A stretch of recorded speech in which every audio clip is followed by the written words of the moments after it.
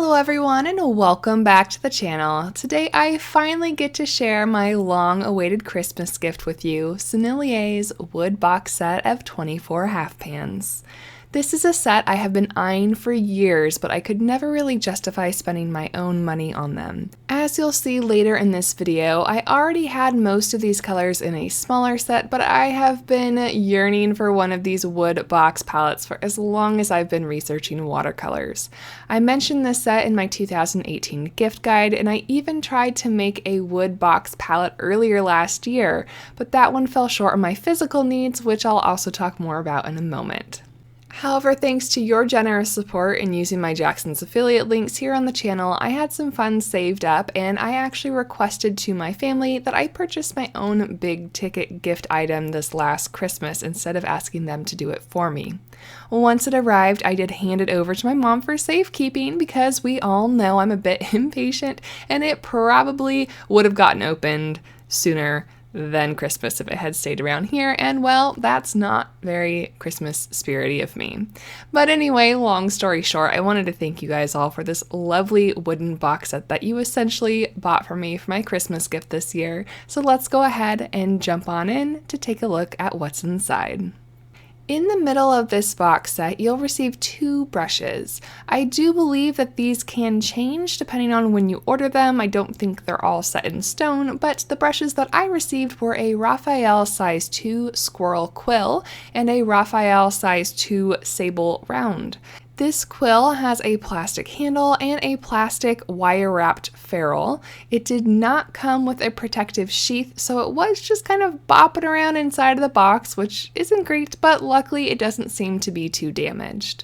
At the bottom of this box's layout, you'll find a porcelain palette with 6 slanted rectangular wells.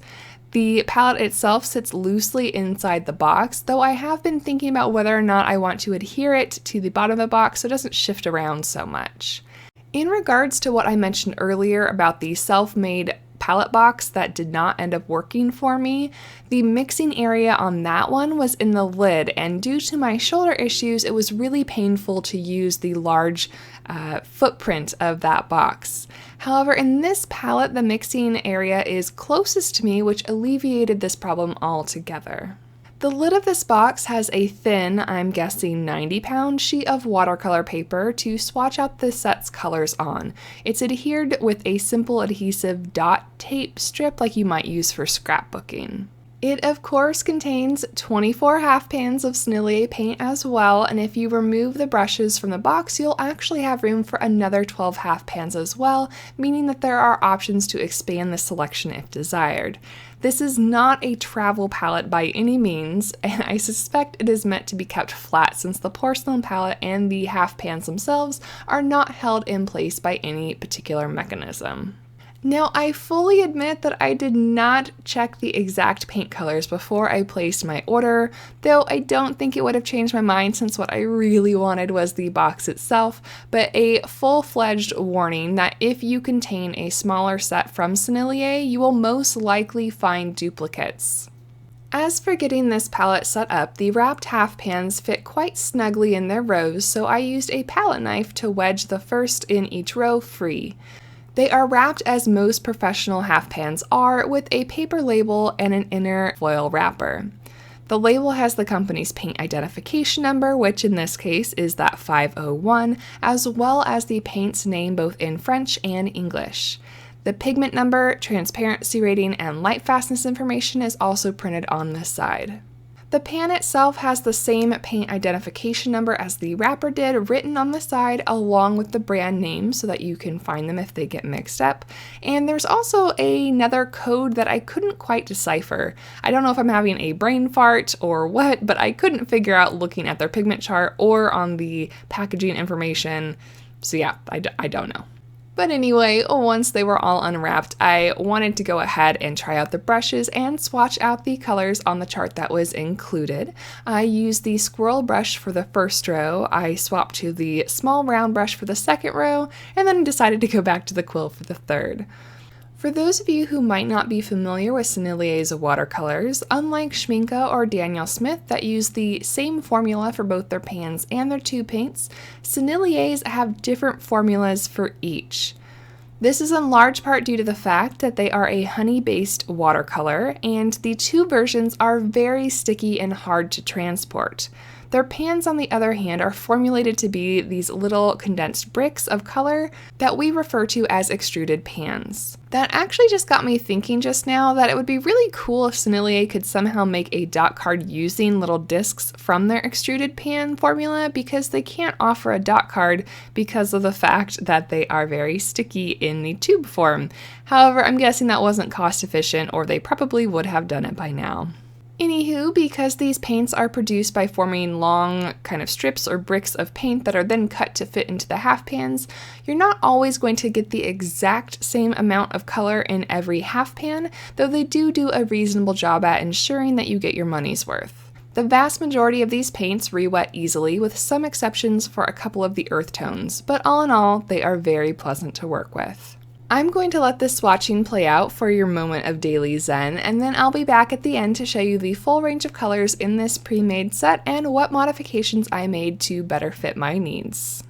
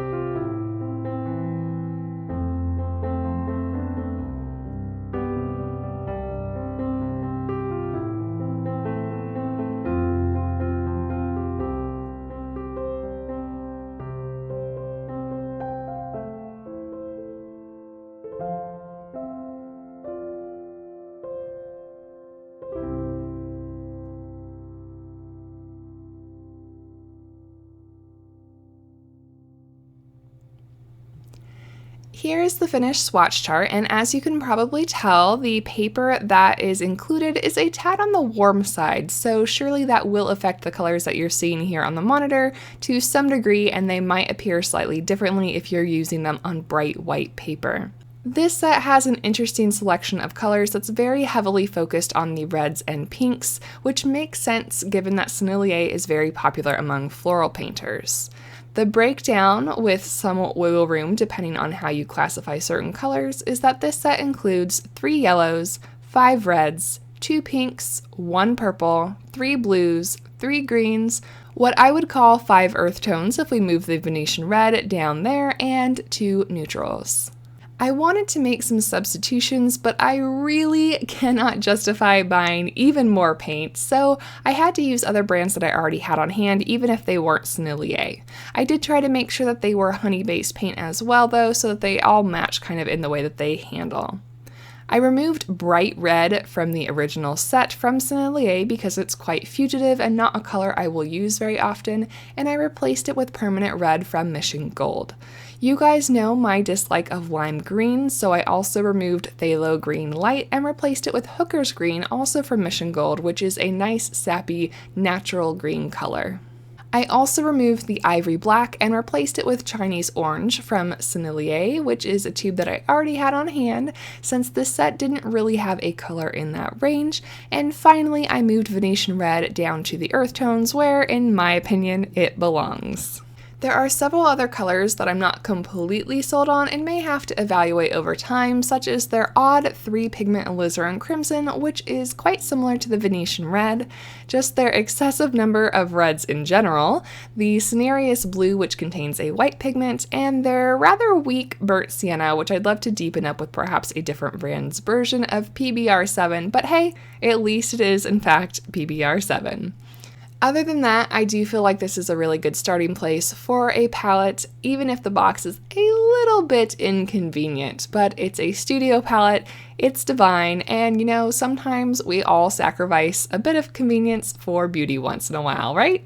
I hope this video helped you find what you were looking for. Thank you to those of you who use my Jackson's affiliate links, which allowed me to make this beautiful purchase. Thank you to my patrons for helping to support me and the channel, and to all of you who are watching, liking, commenting, and subscribing to the channel. Let me know what you got for the holidays this year in the comments down below, and I will see you next time. Until then, happy painting.